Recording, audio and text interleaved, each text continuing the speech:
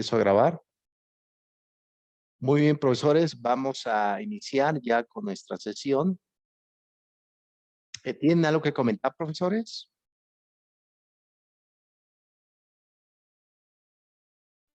Nada, profesor, adelante. Que muchas Tampoco, gracias. no, nada. Me imagino que se va a dar un puentecito por ahí, ¿no? Un descansito, ¿no? Del Día de Todos los Santos, el Día de Muertos, no Halloween. Halloween, eso es una culturación muy mercantilista, pero, profesora Patti, ¿vas a comentar algo? ¿No? Es que tengo a mi hija de 10 años aquí enfrente que está haciendo tarea y está escuchando lo que está usted diciendo y siempre le digo lo mismo, ¿no? Entonces le digo, ya ves, escucha. Sí, en efecto. No, sin duda, celebrar el Día de Muertos en México es más interesante, tiene mayor folclore que el aspecto del Día de Muertos, ¿no? Que es muy pesado y demás, ¿no? Y al final de cuentas, inclusive, un de fondo también de violencia, ¿no? Este concepto también del mundo del Mediterráneo, de Europa, de la cultura céltica. Pero bueno, vamos a entrar entonces en materia con el día de hoy de la materia competencias educativas. Vamos a revisar a un profesor que ya está en la actividad. Hemos visto a lo largo de nuestra materia de competencias educativas que las competencias tienen, se podría decir, un concepto inmanente. ¿Qué significa la inmanencia en filosofía? La construcción del objeto y el sujeto. Recuerde muy bien que cuando hablamos de competencias es precisamente que el sujeto pueda describir correctamente la realidad a través de los objetos. Recuerden esto, el sujeto no tiene la verdad absoluta. ¿Eso qué significa? Que el docente también debe de ver que los objetos también está depositadas ciertas verdades educativas. ¿Qué significa esto? La tecnología es un objeto, una institución educativa es un objeto. Los útiles sin fin que rodea el currículo escolar son objetos, y ahí está depositado precisamente ciertas verdades. Entonces, si pretendemos que las competencias educativas nada más sea un concepto inmanente del sujeto, estamos totalmente equivocados en este aspecto. La verdad, por ejemplo, puedo decir, bueno, esta pared no existe porque está nada más en mi mente, voy y me rompo la cara, ¿no? Porque la pared está presente ahí. A eso nos referimos con el concepto de la inmanencia de la realidad. Eso es epistemología. Por lo tanto, cuando hablamos de competencias educativas, no hay que perder de vista el punto de vista de la epistemología, la teoría del conocimiento. ¿Quién determina? No solamente el sujeto determina el ámbito educativo, también las cosas determinan la acción educativa. ¿A qué voy con todo esto? Las competencias educativas no basta con una descripción verbal, no basta con intenciones ni voluntades personales. Es necesario y de vital importancia que existan los recursos de objetos disponibles en el aula. Eso es importante no perder de vista, profesores, el concepto de la inmanencia filosófica enfocada en la educación. Bien, hoy vamos a ver a un profesor de la Universidad de la Universidad de MIT, doctor en educación, ha dado clases en Harvard y ahorita vamos a ver precisamente a qué se refiere de educar para un mundo cambiante. Hace por ahí algunas analogías, vamos a revisar este libro. Yo considero y deduzco que va a la par del profesor Robert, ¿se acuerda que lo revisamos? El aprendizaje basado en el pensamiento, ¿no? Pensar para aprender. Entonces, esa concepción del análisis, de la perspectiva, del resumen que vaya haciendo el sujeto, ayuda mucho. ¿Por qué? Porque la institución educativa no siempre estará presente en las decisiones de la persona. La persona debe tomar decisiones con base a sus necesidades y sobre todo recuerde muy bien, y eso se podría decir que es un aspecto también hasta psicológico. Cuando caminamos también generamos pérdidas. Cuando el sujeto se mueve hacia precisamente hacia ese concepto del futuro, dejamos cosas, abandonamos cosas. Ese es parte del cambio. Hablamos de cambio. También hay pérdidas en ese cambio. Importante no perder de vista. Entonces vamos a ver qué significa educar para un mundo cambiante. ¿Alguna pregunta, profesores? Ok, muy bien. Vamos a ver aquí. Vamos a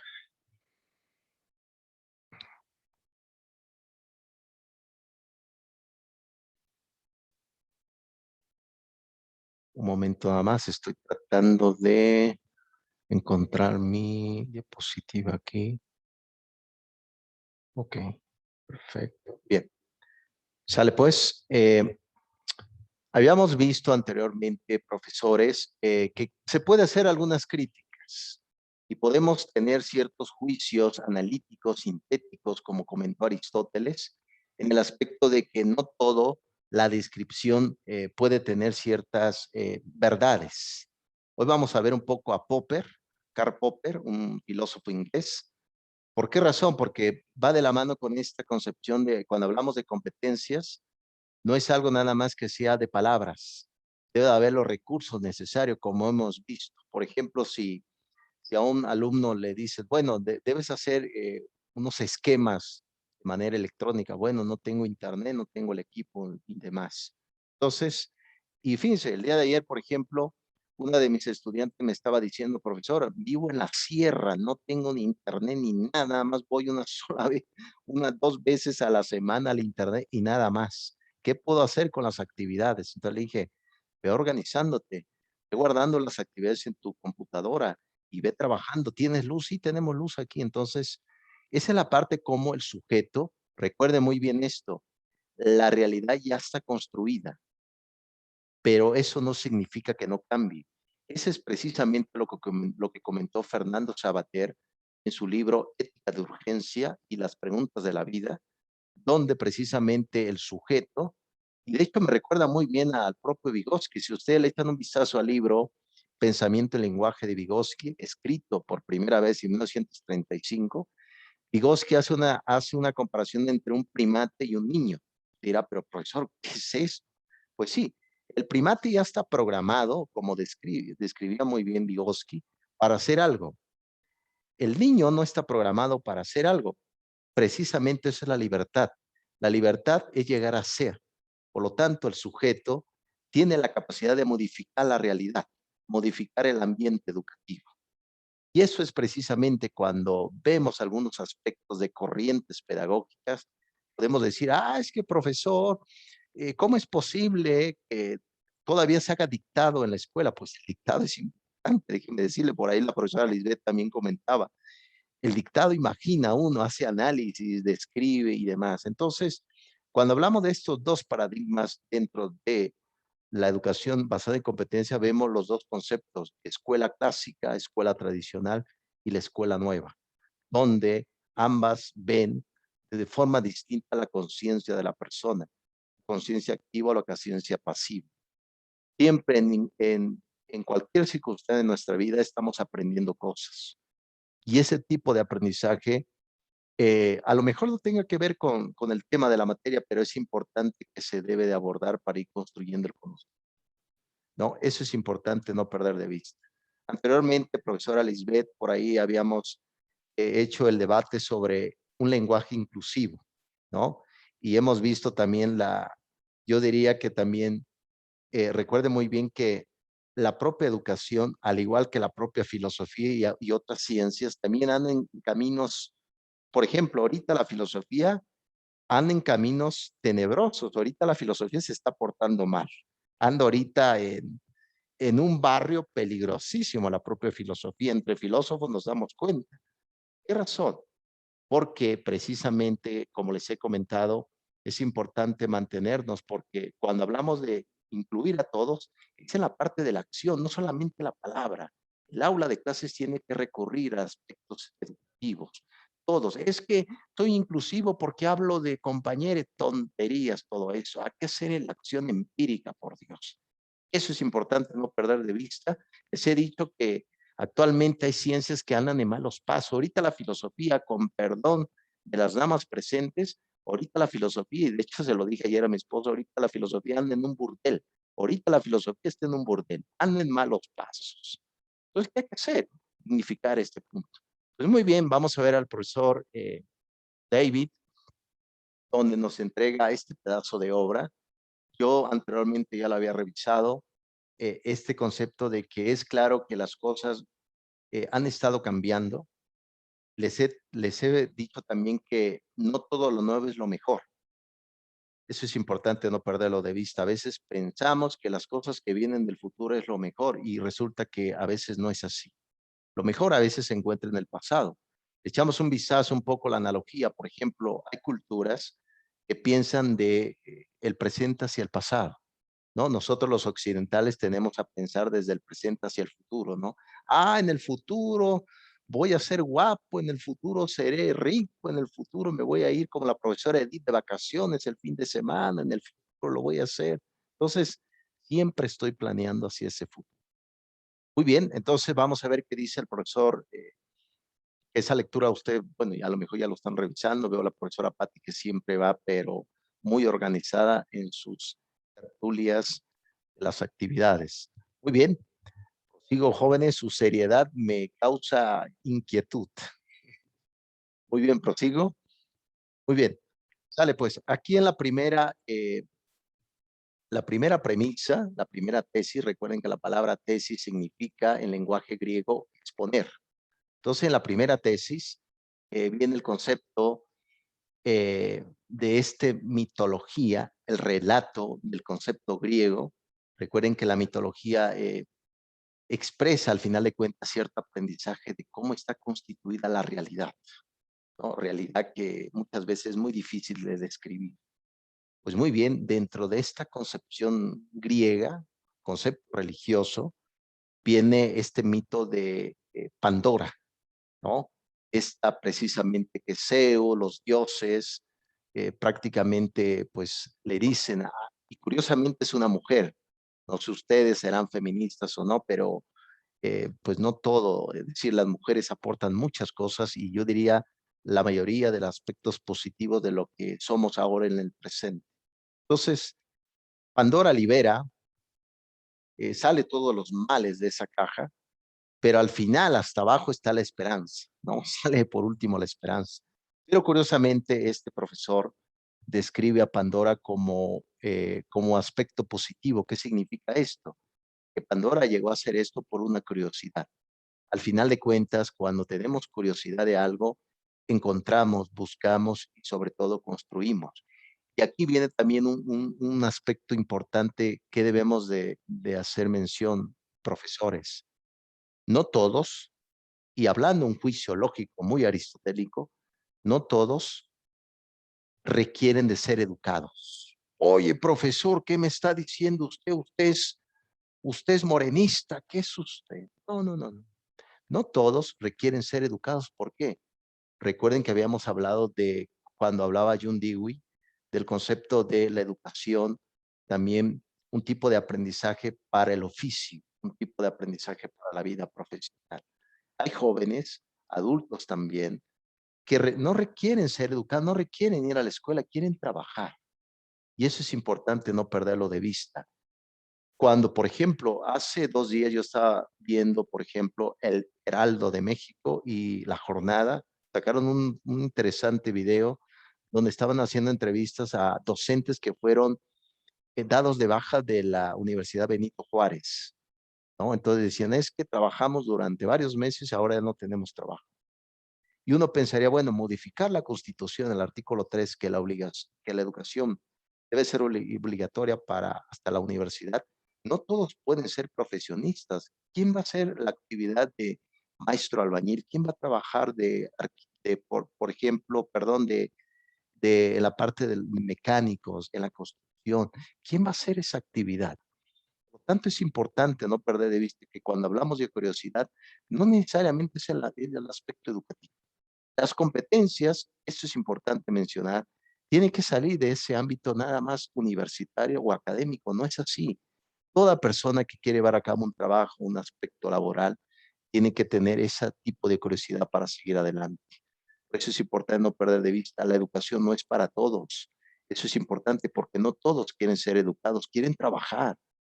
Yo me acuerdo cuando yo trabajé en el proyecto de INEA, Educación para Adultos, le decíamos a la gente, es que INEA te da la secundaria y la preparatoria. Bueno, ahorita es la preparatoria ya de manera gratuita. Estudia. No, no, no, no quiero estudiar, quiero trabajar. ¿Qué puedes hacer en esas? Por tanto, la curiosidad abre la posibilidad para entrar dentro de esas dos perspectivas del concepto de la educación basada en competencias. Muy bien, prosigo. Y aquí pongo una pequeña imagen. No me he vuelto loco, profesores, y no vamos a ver la teoría de cuerdas porque no soy especialista en física cuántica, solamente soy un filósofo un poco loco, se podría decir, pero ubicado en la realidad. Ojalá que así sea, ¿no? Entonces, esta idea de expansión del universo, sabíamos muy bien que, por ejemplo, de la idea de los propios pitagóricos, el propio Parménides, el propio Zenón, se pensaba que la materia, como lo conocemos, iba a estar siempre inmóvil, sin movimiento. Y cuando hablamos de inmóvil, ¿esto qué genera? Recuerden que cuando un sujeto genera un desplazamiento, siempre ese desplazamiento del sujeto va a generar aprendizaje, ¿no? Es decir, la clave se puede decir que dentro del movimiento está el aprendizaje. Entonces, esta analogía que hace el profesor de esta concepción de esta teoría de cuerdas, de que el universo se va expandiendo a gran velocidad, ese tipo de sociedad lo estamos viviendo ahora. Todo se va moviendo. Vean ahorita, Facebook ya cambió de nombre. No sé si lo han visto por ahí, profesores, ¿no? Y uno dirá, oye, profesor, ¿qué pasa? ¿No? Entonces, esa concepción de hablar de un concepto metafísica más allá de la física, interesante. Entonces, aquí viene una pregunta. Si todo se va moviendo, todo se va modernizando, ¿qué pasa con la educación en México? ¿Qué pasa con la educación donde estamos presentes? ¿Qué está pasando? ¿Se irá precisamente dentro de este proceso de movimiento? ¿Estará haciendo lo correcto o no? Entonces, eso es importante no perder de vista, profesores, que debemos también de movilizarnos, porque precisamente ahorita la forma de educar ha cambiado. Ya no estamos en el aula, estamos ahorita de parte de un aspecto virtual. Yo no conozco a la profesora Edith de forma física, ni la profesora Lisbeth, ni el profesor Juan, ni la profesora Pati. Yo imagino cómo son, ¿no? De forma física. No lo sé, ¿no? Entonces, eso es importante tenerlo presente. Entonces, esa movilidad precisamente de la microenseñanza, como se habla actualmente, debe de no de perder de vista este aspecto. Bien, profesores, ¿quieren comentar algo? Profesor Edith, profesor Juan, profesora Patti, Lisbeth.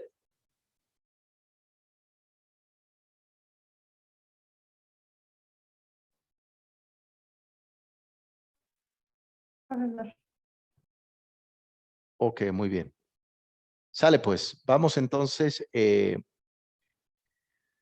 aquí con un concepto. Recuerden que hay un libro de un profesor, yo lo he leído también, de un filósofo de la educación, uno de los partidarios del pragmatismo, llamado John Dewey, que fue uno de los más grandes del siglo XX en el concepto de la educación. Y él precisamente fue uno de los partidarios de en las escuelas, que una institución educativa debe de haber talleres en las tardes. Fíjense lo que decía John Dewey. Debe de existir en las instituciones educativas talleres.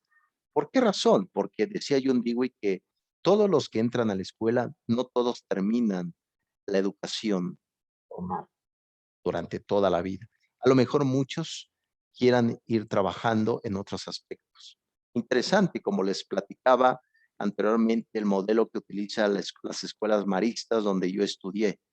Las escuelas maristas manejan talleres en las tardes. ¿Qué tipo de talleres? Talleres constructivos, hacer pulseras, te enseñan a construir en la parte de ser albañil, te ayudan a soldar, te ayudan en la parte mecánica de los autos. Y uno dirá, oye, profesor, pero ¿por qué razón enseñan eso? Porque a lo mejor muchos o no todos terminan la educación profesional. Otros digan, bueno, yo me acuerdo que me llevé talleres en las tardes, puedo trabajar en la construcción, puedo trabajar, hacer algo técnico y trabajo arreglando trailers. Con eso me puedo ganar la vida. Por eso es importante lo que decía yo, digo, con el concepto del conocimiento. El conocimiento pensamos que está aquí en la cabeza, nada más, aspectos muy topos uranos, platónico, y nada más está ahí, pero no vemos más allá de la utilidad. Pues la utilidad es eso, desde, por ejemplo, que me levanto, organizo mi cama, organizo el desayuno, voy hacia qué actividades. Ese es un conocimiento, a lo mejor informal, pero al final de cuentas te ayuda a organizar tu vida. Adelante, profesora Lisbeth. Sí, en función de ese comentario que usted menciona, pues también la creación de las escuelas normales rurales, pues vienen en ese sentido, ¿no? De que se dieran las clases en el horario y finalmente los docentes pues pudieran hacer actividades de hacer su parcela, de criar a sus animales. Yo tuve la experiencia de ir a hacer examen a la Escuela Normal Rural de Tlaxcala, que se llama Panotla, y a la Normal Rural de Teteles, Puebla. Entonces, sí, la verdad estuve ahí quedándome 2 días porque había muchos exámenes que hacer y pude vivir esa experiencia. Era muy bonita porque los estudiantes tomaban sus clases y tenían su parcela y tenían sus animales y sus proyectos. Entonces yo decía, qué padre estudiar aquí, ¿no? Porque además de lo que voy a aprender de la enseñanza, pues voy a aprender un oficio.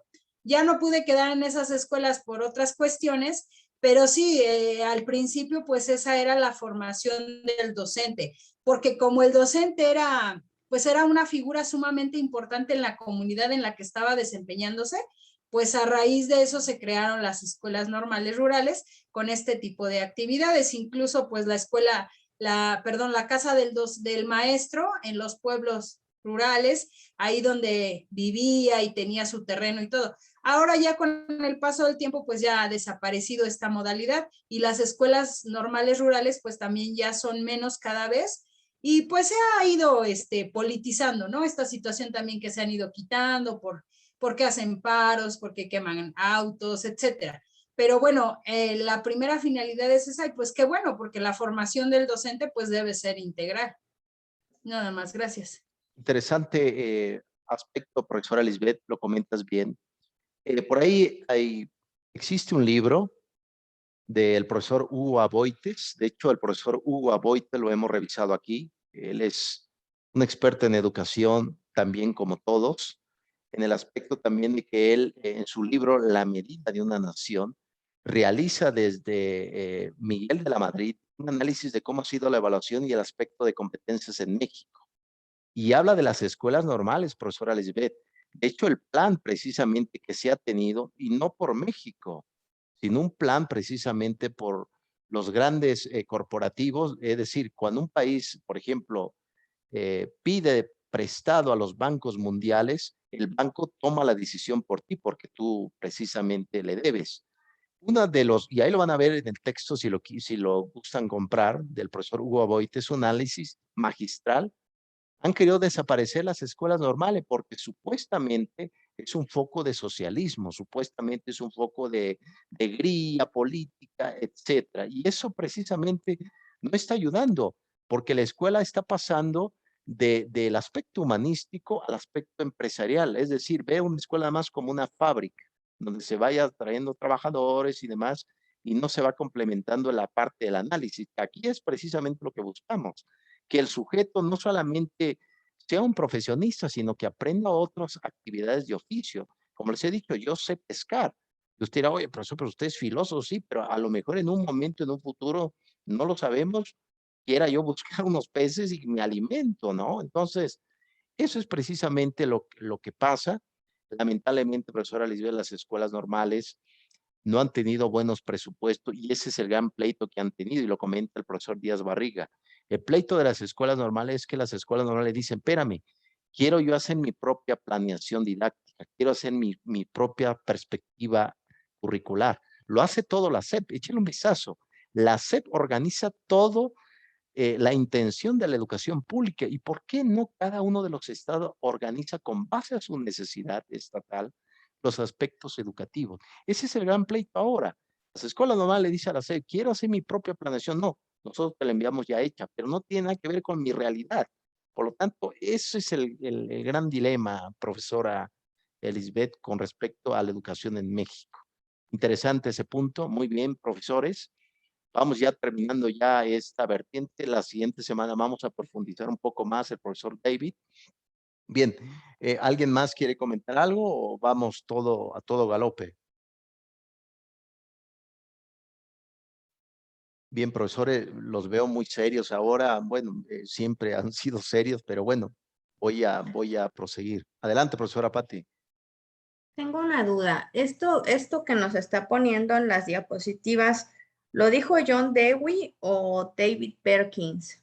Anteriormente, el tema del conocimiento lo dijo John Dewey. Aquí en la segunda diapositiva, esta es la idea del profesor David, profesora Patti.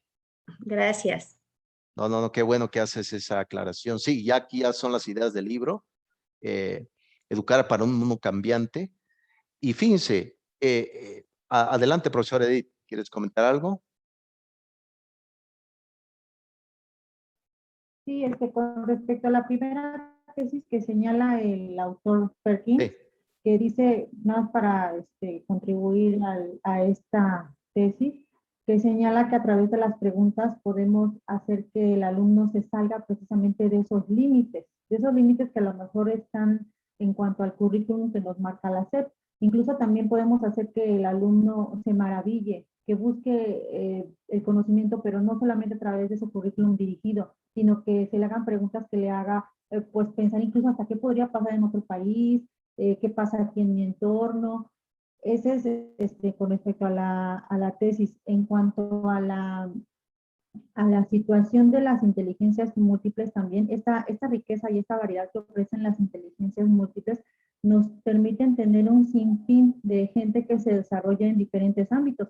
Como yo les señalaba a mis alumnos, es que estas inteligencias múltiples son importantes porque a lo mejor si todos nos gustaran las matemáticas, pues seríamos ingenieros o matemáticos, pero entonces nos faltarían aquellas personas a donde no les da miedo a lo mejor la sangre y son doctores. Entonces, esta riqueza en cuanto a las inteligencias múltiples es una comunidad donde ambos podamos satisfacer las necesidades unos con otros, porque si todos nos dirigíamos hacia el mismo lugar, pues obviamente seríamos réplicas de unos de otros y a veces las diferencias son las que se deberían de celebrar porque nos contribuyen a ver las cosas de diferente manera.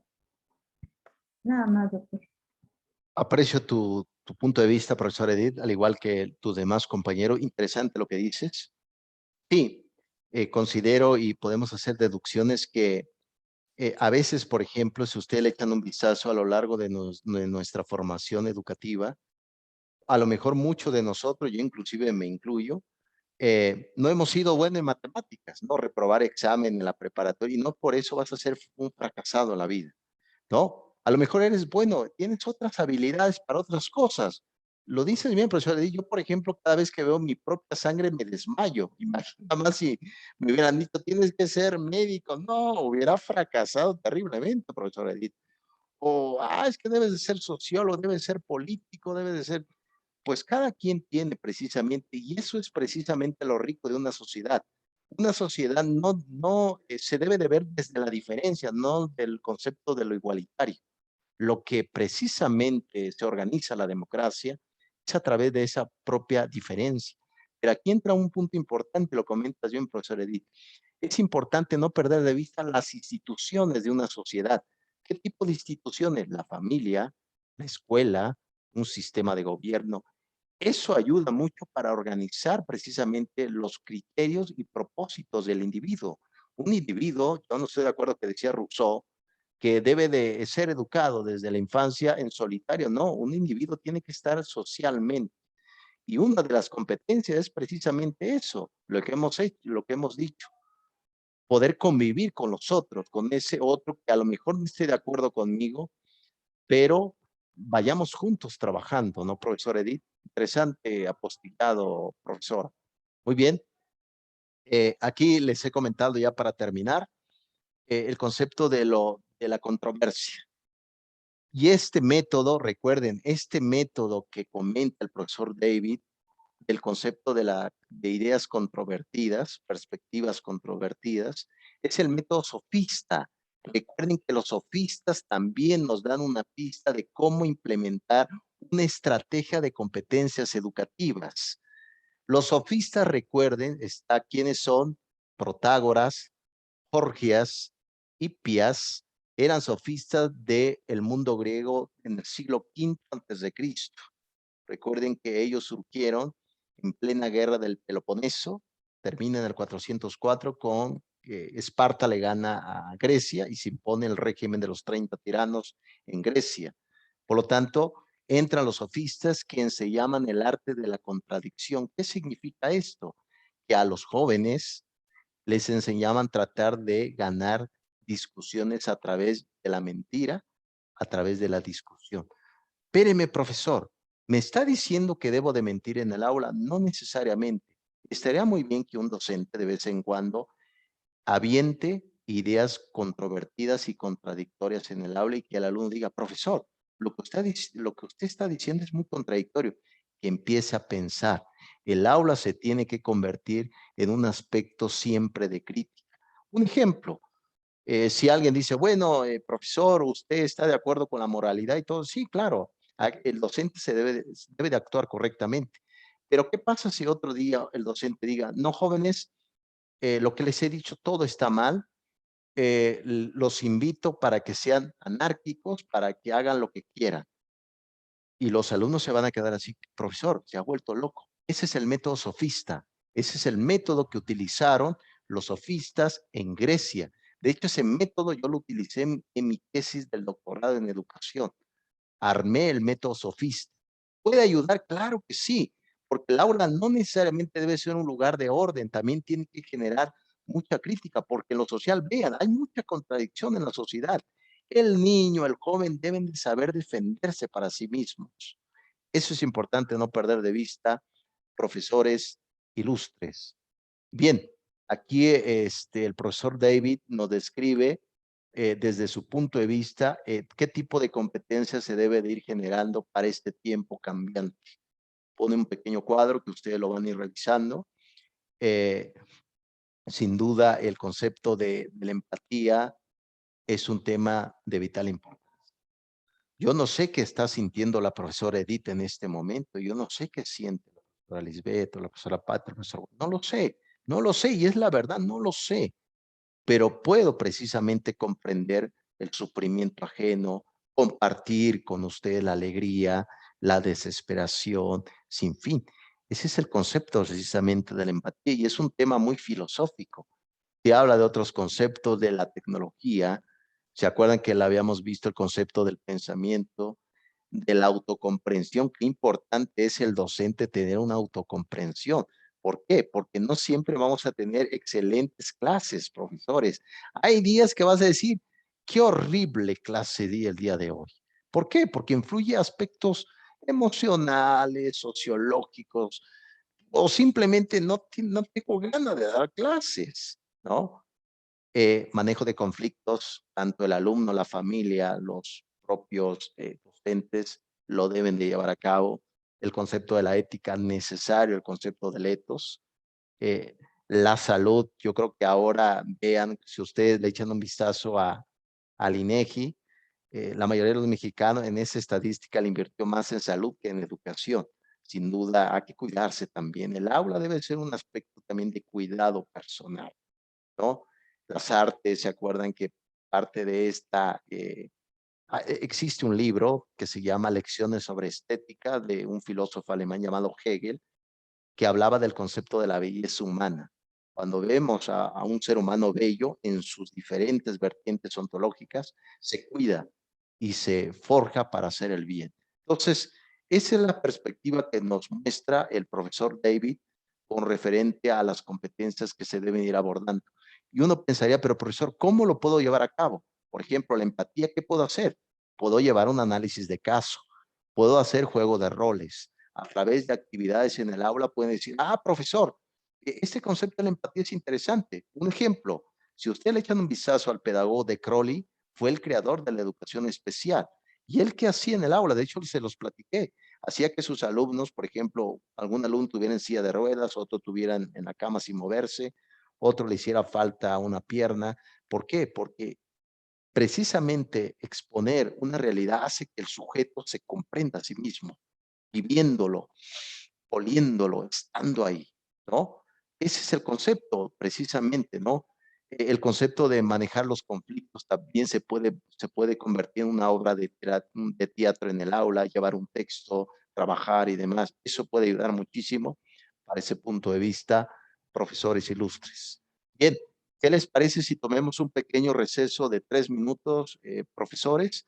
Ya sé, volví a las andadas con Zoom, pero ya no tengo el premio. Una disculpa, profesores. Regresemos en 3 minutos y vamos avanzando y ahorita vamos con proyectos educativos y dinámicas de grupos. ¿Qué les parece? Ahorita nos vemos, profesores. 3 minutos. Ok.